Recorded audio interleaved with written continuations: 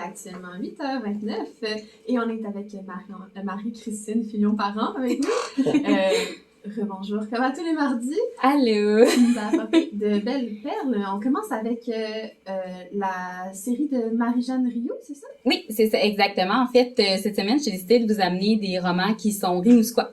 Donc, la première série, c'est en fait Un chien parmi les loups pour le tome 1. Et le deuxième tome, c'est Un vautour parmi les faucons. C'est la nouvelle série de Marie-Jeanne Rioux qui commence à être un peu connue comme auteure rimousquoise parce que l'air de rien, elle est déjà rendue à 8 romans alors qu'elle a commencé après la pandémie.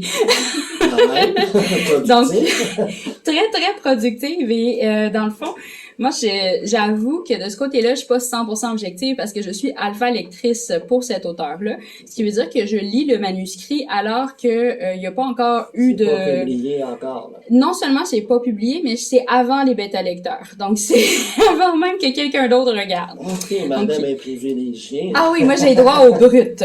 Donc, c'est pour ça que je peux dire que le troisième roman de la série qui va sortir en 2025 est excellent. Donc, en fait, on a ici une série de romances contemporaines. Au niveau des couvertures, tout de suite, la maison d'édition a mis l'accent pour que ce soit facile de repérer quel genre de relation on va avoir. Donc, dans le premier tome, c'est une relation homosexuelle entre deux hommes. On se retrouve dans le Grand Nord canadien. On suit deux personnages en particulier. Oslo, qui est un biologiste qui étudie à l'UQAR et qui étudie les loups arctiques. Et Alaska, qui lui est un pilote d'hélicoptère des forces armées canadiennes.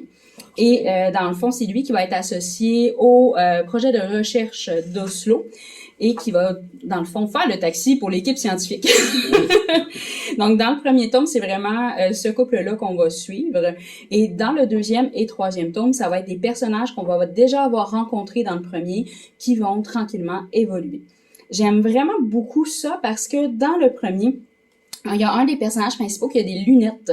C'est quand même très rare dans les romans qu'on met l'accent sur un personnage principal qui a des lunettes. Ok, mais j'allais dire que c'est quand même effectivement un détail qu'on s'attarde pas trop, à part Harry Potter, là, je veux dire. Exact. Et dans le fond, c'est que c'est intéressant parce qu'on va avoir l'aspect de s'il y a une alarme pendant la nuit, ben il voit flou.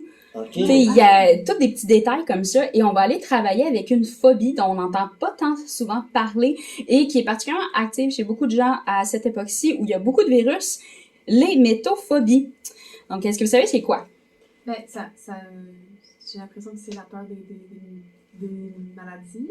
C'est pas la peur des microbes, non, on n'est pas là-dedans. Par contre, t'as pas tort, c'est vraiment par rapport au virus, c'est la peur des nausées, c'est la peur de vomir, mais c'est viscéral. Ça va faire en sorte que la personne va sentir sa nourriture avant chaque repas, qui va éviter des situations sociales et tout ça.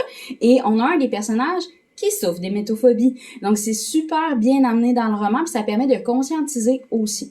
Donc, vous comprenez que, dans le fond, Marie-Jeanne, elle va pas juste en surface dans ses histoires. Donc, dans le deuxième tome, quand on arrive, on change de personnage complètement. Et ce qui est super intéressant, c'est qu'on va suivre, excusez-moi les mots, l'adjuvant connard.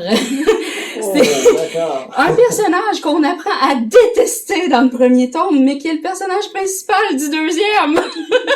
Et c'est vraiment quelque chose que j'ai adoré. On l'a tellement détesté dans le premier qu'elle l'a mis en avant dans son deuxième, c'est ça? Hey, écoute, c'est mon tome préféré, je l'aime tellement. Mais c'est parce que c'est l'évolution du personnage, c'est d'aller chercher tout pourquoi ça fait en sorte qu'on l'a tellement haï, puis d'aller chercher toute la vulnérabilité chez un homme qui a autre chose que de la colère, c'est vraiment le fun. Et le personnage féminin principal du deuxième tome, c'est une femme qui a été amputée. Donc, qui vit avec une prothèse. Donc, c'est pour ça que je vous dis, là, c'est vraiment riche, l'univers de Marie-Jeanne. Ben, il y a beaucoup de choses.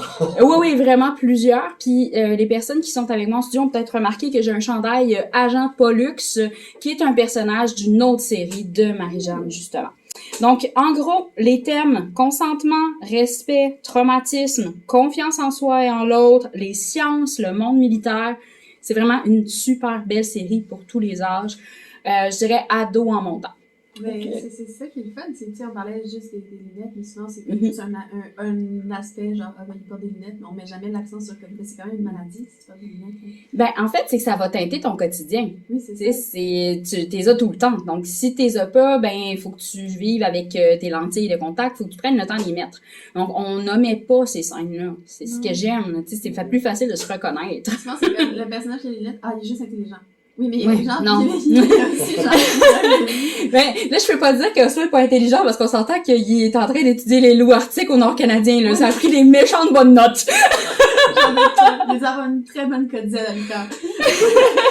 On sait avec l'œil de l'ermite de Claude La Charité. C'est ça? Oui, exactement. Donc, l'œil de l'ermite de Claude La Charité, qui est un professeur à l'UQAR et qui est en fait titulaire de la chaire de recherche du Canada en histoire littéraire et patrimoine imprimé. C'est un spécialiste de la littérature québécoise du 19e siècle, de l'humanisme de la Renaissance. Donc, Là, moi, j'ai une question. Est-ce que tu as fait tes recherches savoir si ce cours-là existe pour vrai ou si ça a été inventé pour l'histoire? Là? c'était mon prof. Ah! Ok, c'est un vrai prof. Ok, c'est vrai. C'est vraiment un prof à l'Université du Québec à Ok. Rimouski, puis en fait, il est vraiment très reconnu par rapport à sa chaire de recherche parce que ça fait plusieurs années qu'il est financé et ça a été renouvelé jusqu'en 2030 aussi. Donc, c'est à l'époque où j'étais au bac, il parlait déjà de l'ermite de Saint-Barnabé parce que c'est lui, en Oui. fait, l'œil de l'ermite. On parle de notre île Saint-Barnabé, ici à Rimouski, et de la légende de l'ermite qui y habitait. Donc, le livre en tant que tel, quand je l'ai lu, sur le coup, j'étais juste comme, mais ça se classe dans quoi? Il est vraiment super intéressant, mais j'arrivais pas à mettre le mot sur le classement. Puis finalement, en ayant lire sur le sujet, c'est vraiment mon prof qui avait sorti le mot érudit fiction. Donc, c'est un mot valise entre fiction et érudit et je trouve que c'est vraiment ce qui représente ce livre-là parce que c'est un peu de tout. Parce qu'on va avoir des récits, on va avoir de la poésie, on va avoir des extraits de journal intime de 2020, là, on parle de pandémie, là. Ok. On va avoir des documents d'archives, il y a même des illustrations, des citations, c'est hyper intéressant et surtout diversifié, mais c'est tout ensemble que là, on va pouvoir faire des théories sur « Hey, mais c'était qui l'ermite? » et surtout, pourquoi il a passé 40 ans sur cette île-là? Ouais. Qu'est-ce qui fait en sorte qu'un homme passe 40 ans loin Tout seul de tout? sur une île, ouais. Et je trouve qu'intéressant aussi le fait qu'on met l'accent sur l'ermite, il était pas en train de fuir le monde, il haïssait pas le monde. Parce qu'en fait, la communauté de Rimouski veillait sur l'ermite et l'ermite veillait sur la communauté.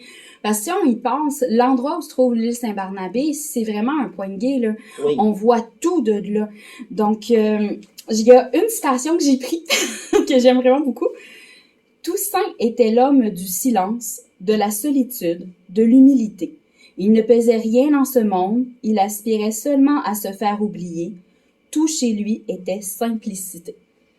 Je trouve que ça résume beaucoup parce qu'en fait, dans les théories de pourquoi Toussaint Cartier était sur l'île Saint-Barnabé, on parle d'amour perdu, on parle de vouloir faire son salut, la dévotion à Dieu, on parle de maladie et en fait, personne, même dans ses contemporains, ne sait qu'est-ce qui l'a amené là.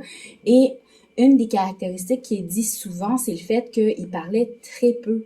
Une des seules preuves, entre guillemets, que l'ermite était sur place, c'est une vieille branche écorcée. On dit que c'était sa canne. Oui, on la retrouve. Je suis allé sur l'île cette année et on retrouve la canne supposément de ce fameux ermite-là. Mm-hmm. C'est assez fascinant. Honnêtement, tu me donnes le goût de lire ce livre-là parce que c'est fascinant l'histoire de C'est des l'ermite. concepts, les ermites, les gens qui s'excluent de la société Mhm. volontairement, c'est plus des trucs qui sont tant d'actualité ces temps-ci, dans notre... Ça devient fascinant, en fait. C'est ça, puis les gens sont peut-être plus éloignés avec ces concepts-là de personnes qui volontairement décident de juste prendre leurs choses puis partir loin. Puis Ouais. ça vient une curiosité, puis on Mhm. s'intrigue sur ces concepts-là, ces personnes-là. Fait que je trouve ça Moi aussi, Et- on va le lire ensemble. Ouais. C'est pour ça que je parlais aussi de Journal intime 2020 parce que à l'intérieur de l'ouvrage, on a des extraits de la pandémie COVID parce Ok. qu'il y a la personne de ces extraits va faire des parallèles avec l'ermite, va trouver des points communs parce que là, c'est toute la communauté qui s'est retrouvée en ermitage. Ouais. Ben oui, c'est ça. On s'est retrouvés dans la même position que lui, là, en fait. Mm. Et juste avant de terminer sur Ben ce oui. livre-là, c'est un diptyque dans le sens où ça, c'est la première partie de la parution en 2023 chez l'Instant même, mais il y a une préparation pour une étude littéraire qui va être publiée, qui est comme la deuxième partie, là, un peu plus sous forme d'essai. OK. Puis avant de terminer, j'aimerais que tu nous rappelles les 2 titres de Oui. livres, parce que souvent, on a des questions là, après tes chroniques. « Oh, j'ai manqué le titre du livre, c'est quoi qu'elle a parlé? Oui, avec plaisir. Donc, les premiers dont on a discuté, c'était de Marie-Jeanne Rioux chez A Éditeur. Un chien parmi les loups est le tome 1. Le deuxième tome, c'est Un vautour parmi les faucons. Le troisième va sortir en 2025, Un oiseau parmi les chevaux. Pour le deuxième thème aujourd'hui, c'est L'œil de l'ermite de Claude Lacharité chez l'Instant même. Donc, c'est des livres qu'on trouve très facilement dans la librairie ici à Rimouski, autant chez Vénus que chez l'Alphabet. » Bon, ben génial. Merci beaucoup, Marie-Christine Filon-Parent. On a hâte de te retrouver la semaine prochaine.